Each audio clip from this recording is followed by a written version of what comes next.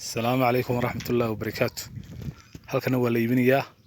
waa nus balood ka weyn nus balood ka weyn waa 10 mitir oo sida wajahada ilaa guriga ah xaga daman waa 24 sharcigii la seesan 20 baa la yiri ilaa 19 barka way siinayaan lacagta loo baahan yahay wal xaraashaya baahi baa loo iibinayaa insha Allah ta'ala idin ka faa'iideysanaysa waan soo tusdoon geyn doonaa laamidi batalaal wataa guryahan waa ka guryahan ku xigtaa marka labadan guri waa kaarikoone waa baloorkii ku xigay oo sharcigii leh oo mulkiyadii leh oo wax walba dhameystiriyay sida halka guri laga soo bilaabo ilaa halkaasi sida waxa weeyaan waxay u tahay 10 mitir baa u tahay sidaana waxa u tahay 24 waxa weeyaan 10 mitir iyo 24 mitir weeyaan marka insha Allah ta'ala ka faa'iideysa wanaagsan baan leenahay waa guri weyn marka rasmiya labada guri intay ka dhisan yihiin oo kala ka dhismansa marka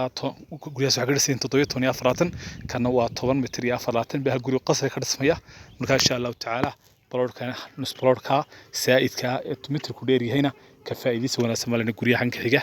magaalada Batala watan xaafadda Batala la joognaa weeyaan waa xaafadda Batala weyn meeshan joogno marka waa dhulka muddo dhismay halka masaajid ba ka dhisan halka waxa weyn fooqya ka dhisan waxa magaalada wataa xagga xigta geedka ku toosan weeyaan dhisku xaggaas ka soo gaaray ku soo dhawaaday halkana Batala la wataa dan Batala la ku qabto Batala la wataa halka ka muuqata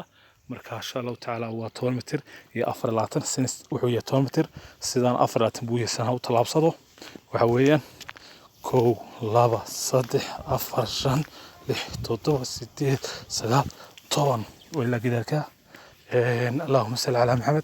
حتى حق شرعي يقول لي ملكيت يقول لي وسيسي هي عاني بيمدوني وجانس ولو جانس ولا يبني حقنا هو أفراطن كو لابا صدح أفرشان لح تطوع ستة طبعا كويتون لبيتون صدح طبعا أفرطون شهد تبيتون ستيتون سغت أباتن كلاتن لبلات استحلات أفريلات والبسايد وانا والله وافرات غزوين سايد من دير الطلبه غابيي marka insha Allah ta'ala waka halkana saas oo xirnay guriga ka xirmaya marka insha Allah ta'ala waka dikafaa'iisa wanaagsan magaalada Batala wata waqooyi jeeda sharciga mulkiyada buu leeyahay